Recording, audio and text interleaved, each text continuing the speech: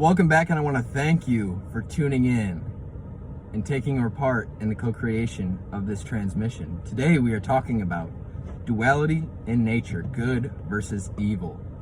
Now, is there such thing as good or bad? Good or evil? I say no.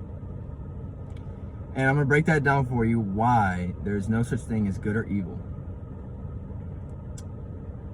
See, good and evil are things that it's something that humans decided was a thing. Because in nature, there is no such thing as good and evil. There just is. Things happen that are supposed to happen. That's how they always have happened, and that's how they always will happen.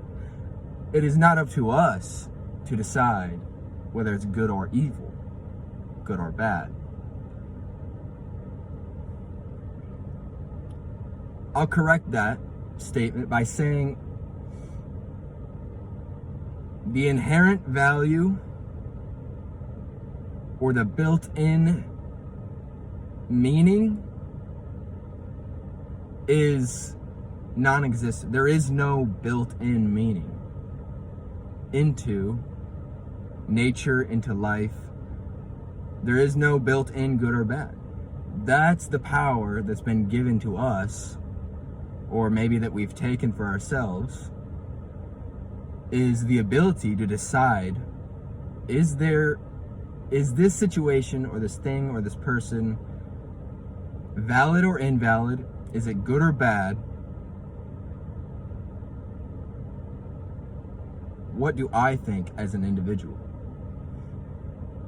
And it's important to develop your own moral compass to decide whether things are good or bad for your own survival.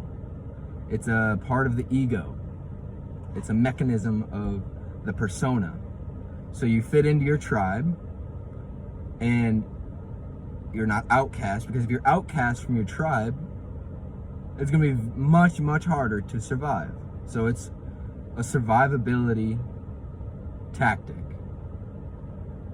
But we're now evolved to a space where you're allowed, there's so many of us humans that you're allowed to be, you can easily survive if you're kicked out of your tribe. If the people that you're currently vibrating at the same frequency of,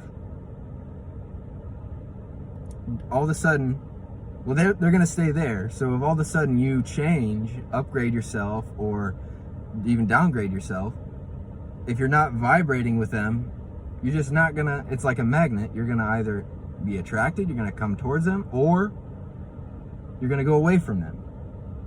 Up or down. Spiritually, physically, in all realms.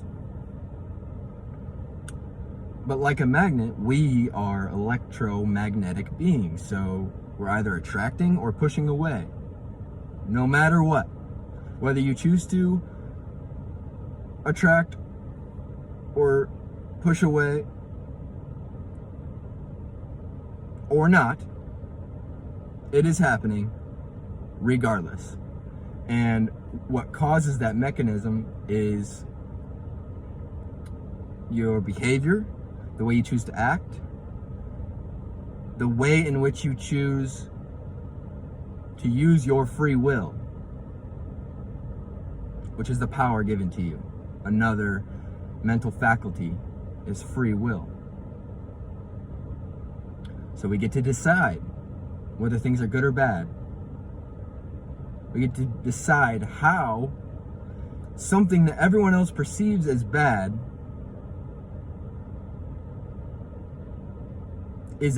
we are able to use in a way that we prefer, or in a way that produces something good.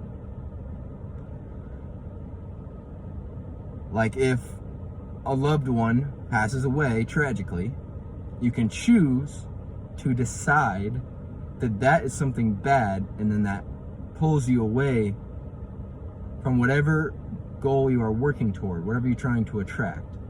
You can choose this. You can also choose the other angle that my loved one passed. There's nothing I can do to bring them back. They are gone. So how am I going to use this to improve my life and the lives of those around me, to make myself and them stronger? And that's just one example of many, many examples. You know this. Because nothing is inherently good or bad. You get to decide. You are the ultimate decision maker in your world, whether something is good or bad, whether it's going to help you or drag you down. Another example to prove my point is a little story that I'm going to tell you now. So now, imagine in nature, where there is no human free will to decide whether there is good or bad, there just is, in nature, a little baby, little fuzzy, cute little baby bear cub walking through the woods.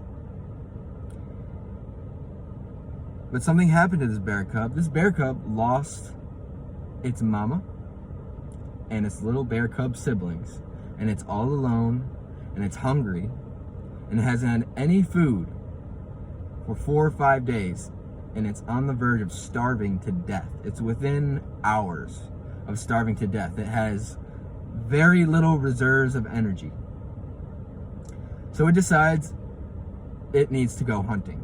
Instinctually, it doesn't even decide. It just goes hunting because that's what bears do. So he takes a walk looking for food, finds 1 or 2 little berries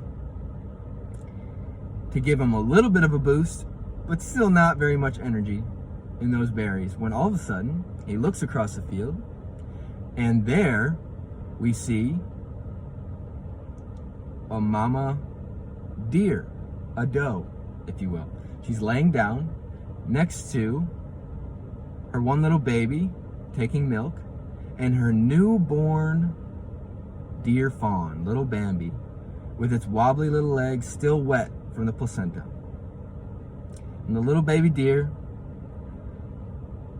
just learning to walk minutes ago, wobbles around on its little legs, does a little dance, prances,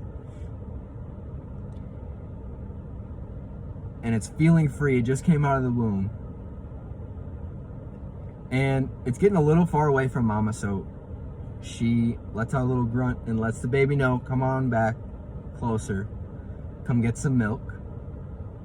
And so the baby gets up, takes a step up, takes another wobbly step, and goes for the 3rd wobbly step on its little wobbly legs, when out of nowhere, a little starving bear cub crashes into it, knocks it over, snaps its little precious neck with 1 little bite of the bear's jaw. And the starving little bear cub rips the guts out of this baby deer, shredding it to pieces right in front of its mother, as the mother yells out in agony, watching her child being ripped to shreds. So are we going to label the little bear cub as bad for eating a meal and saving its own life in order to spread its kin and do what it was designed to do? Is the bear cub bad, or is it good? And would it be good if the little deer fawn got away and got to grow up, but the little cute baby bear cub died of starvation in the wild? Which is good, which is bad? And humans are also a part of nature. So if there is no good or bad in nature, there is no good or bad in humans. There is simply good and evil on one side, and feelings and emotions, everything that you've experienced as a human, and then there's emotionless, an experience of nothing on the other side. And that's the true one side versus the other. in this world. Thank you.